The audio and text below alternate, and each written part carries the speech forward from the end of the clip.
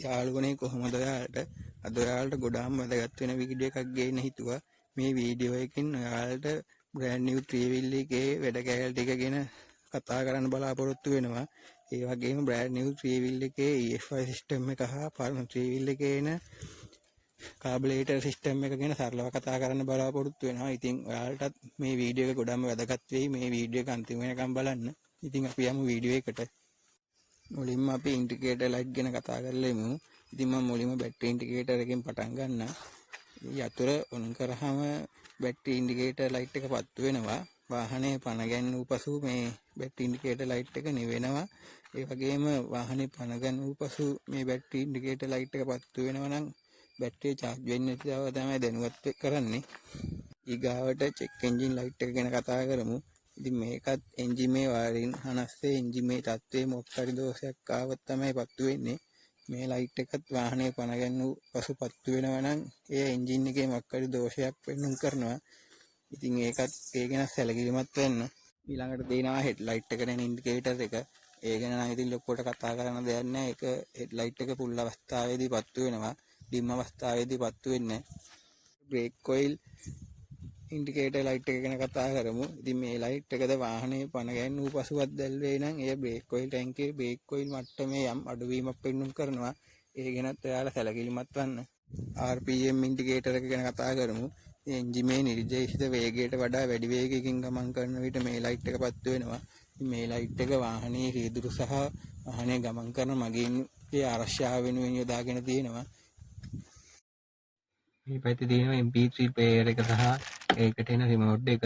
ඊට පස්සේ පෙන් drive, SD card, ඒ වගේම රේඩියෝ තියෙනවා. ඉතින් අපි සින්දුවක් දාලා බලමු කොහොමද කියලා.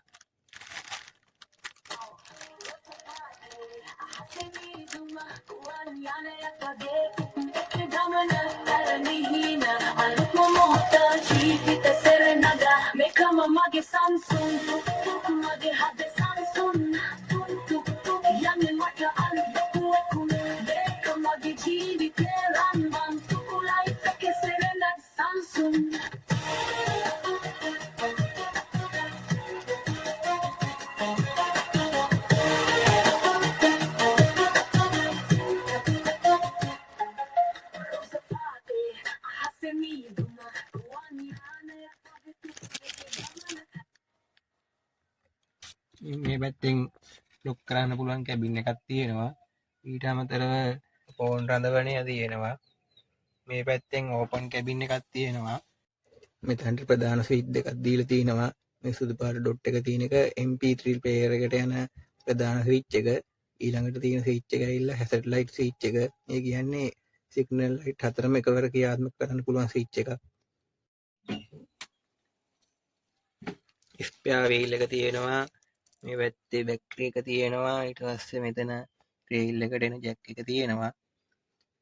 මෙතන හදලා තියෙනවා ඉබ්බක් දාන්න පුළුවන් විදියට, ලොක් කරන්න පුළුවන් විදියට ෂීට් එකට ඉබ්බක් දාලා. ඊට පස්සේ ඊට අමතරව මෙතන යට ෂීට් බෙල්ට් එක තියෙන ඉස්සරහා ෂීට් එකට එන.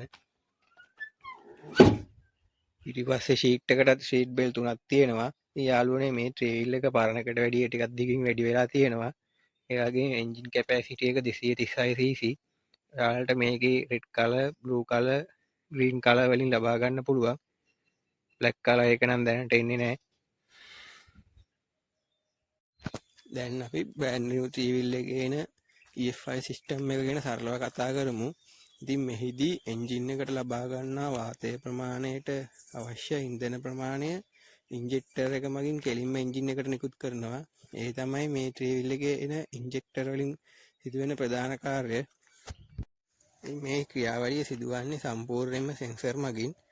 ලබා ගන්න දත්තවලට අනුව ඉලෙක්ට්‍රොනික කන්ට්‍රෝල් යුනිට් එක මගින් තමයි මේ පාලනය වෙන්නේ.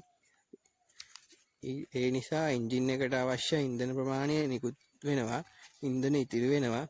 ඒ වගේම කන්දක් නගින්න ගියත් RPM එක සහ ඇක්සලරේටර් කරන තරමට, ඒ කියන්නේ වේගය අඩු වැඩි වෙන තරමට ඉන්ධන ප්‍රමාණය නිකුත් වෙන නිසා ඉන්ධන වැඩි දහනය වීමක් සිදුවන්නේ නැහැ. ඒ වගේම ඉන්ධන සම්පූර්ණයෙන්ම දහනය වෙනවා මෙහි. ඒ නිසා පරිසරයටත් හිතකාමී. ඊළඟට මේකේ තියෙන වාසි තමයි ඉන්ධන ප්‍රමාණය අඩුවෙන් යන්නේ. ඊළඟට පරිසරයට හිතකාමී.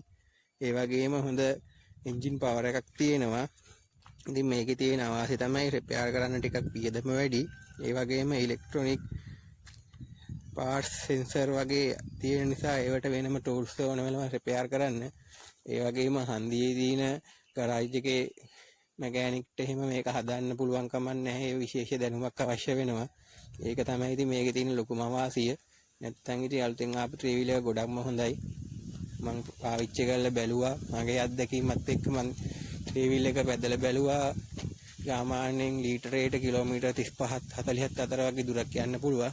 ඇත්තටම ත්‍රිවිල් එක හොඳයි. ඉන්ධන වායු මිශ්‍රණයක් හදලා එන්ජින් එකට ලබා දෙනවා.